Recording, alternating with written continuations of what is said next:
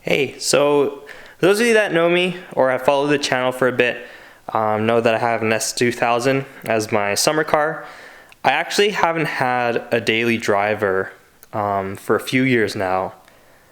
I recently went out and bought one, and here it is.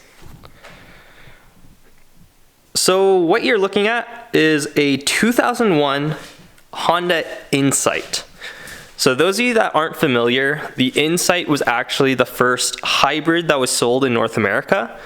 So this guy has a 1-liter 3-cylinder engine paired with a small electric battery sandwich, electric motor actually, sorry, sandwiched between the engine and the transmission. And it has a, basically, I believe it's just like an old school nickel cadmium battery pack in the back. So this is what it is. So as you can see, it's a little funky. It's got aero covers in the back. It's on winter wheels right now, but these are the normal summer wheels. They have like a disc that goes over, so it's a very aerodynamic wheel because it's relatively flush. But yeah, this is what I ended up getting. To tell you a funny story, I was looking for a car as my new daily, and I had kind of 3 things I was looking for. I wanted something that was decently reliable, and then 2, pretty good on gas, and 3, practical. I believe I hit the mark with the first 2. The last one being practical, this being a 2-seater and not having a very big hatch. Maybe I didn't do so well there, but as an S2000 owner, it's kind of more practical than that car anyways. So yeah, this is what I ended up with. This car popped up for sale locally. I kind of jumped on it as soon as I could when I saw the ad pop on Kijiji, and I basically made an offer right then and there and bought the car. So let me give you a quick little rundown of the Insight and kind of what it's like. So here is under the engine, well, under the hood. So like I mentioned, this is a 1-liter 3-cylinder engine. It's mated with a electric motor that's sandwiched between the engine and the transmission. Fun fact, if you didn't know, this car is a 5-speed manual. The first few years, I believe the Insight came only with a 5-speed, and then it became an option that you could get a CVT with it. But this is a manual, so pretty cool. Manual, hybrid, little funky car. So yeah, pretty basic underneath here. I do have a bunch of like maintenance parts that I've ordered just to give the car a refresh. It's just something that I like to do whenever I buy a car used, and you're not exactly 100% sure of the history. This car was owned by the second owner, and he actually bought it in 2002. So like I mentioned before, this is a 2001. So he owned it for basically more than 20 years, and I bought the car off of him.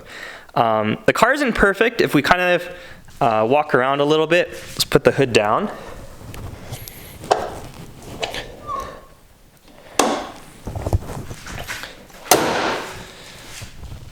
So like I mentioned, the car isn't perfect. It actually had a wrecked headlight when I bought it. Someone backed into a car and had damaged a headlight, but the previous owner actually bought this headlight and gave it to me to install. So I put that in. You can see from that damage, there's a scuff on the front bumper. The hood is not aligned super well, but honestly, for me, it's kind of like, a beater per se, or like a daily beater, so it's not that big of a deal. It has its fair share of like dings, etc. along the edge, the trim along the windows. This used to be all black, but obviously that's weathered quite a bit. And then the front windshield is cracked. If you're where I am from, Alberta, that's kind of almost like a telltale sign that you drive your car, because we get so many rocks or gravel, etc. in the wintertime and over the summer. But yeah, this is it. It's a funky looking car. The hatch actually isn't too bad for room. The one odd thing is you have to use the key to get into the trunk. And it's a little difficult to do this one-handed because I have to open the key and pull up at the same time. But actually it's a flat load floor. It's not super deep, so you can't put in super big items, but it does have this storage cubby that ironically is about the same size as an S2000 trunk. But yeah, that's it. It's a two-seater like I mentioned. If we go and look at the inside now, those of you that have a AP1 S2000 might recognize the steering wheel, pretty similar. But yeah, otherwise it's pretty bare bones and basic in here. We have this old Sony head unit. I did order just a cheap Amazon one to replace that because it doesn't really do anything. But if we go ahead, put the key in, turn that off. So you can see we have our basically a tachometer, and then we have our charge and assist, and also our fuel gauge and the battery, etc. This car, mind you, so this car has, I think, 194,000 kilometers on it right now. The hybrid system still functions. I actually looked at a couple Honda Civic hybrids that did not have a functioning hybrid system, and it was really annoying because it's like, well, what's the point of buying a hybrid if it's not going to do that? But yeah, and as you can see, my average fuel economy has been 3.9 liters per 100 kilometers. And that 450, that's on less than half a tank. I put gas in this at probably like 3/4 of the way up, and that's the kind of fuel economy I'm getting.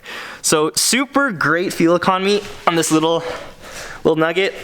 Again, kind of the seats, they have some patches on them, but I wasn't expecting a super clean car. It's not like this is supposed to be a collector or anything like that. I know these cars have gotten kind of popular in more recent years. Just I feel like due to the funky nature of the car. But yeah, this is it. So I'll probably make a few videos on it. Really, this is just going to be my daily. I'm hoping maybe in the summertime I can kind of like fix things up a little bit here and there, just so it's a little bit cleaner.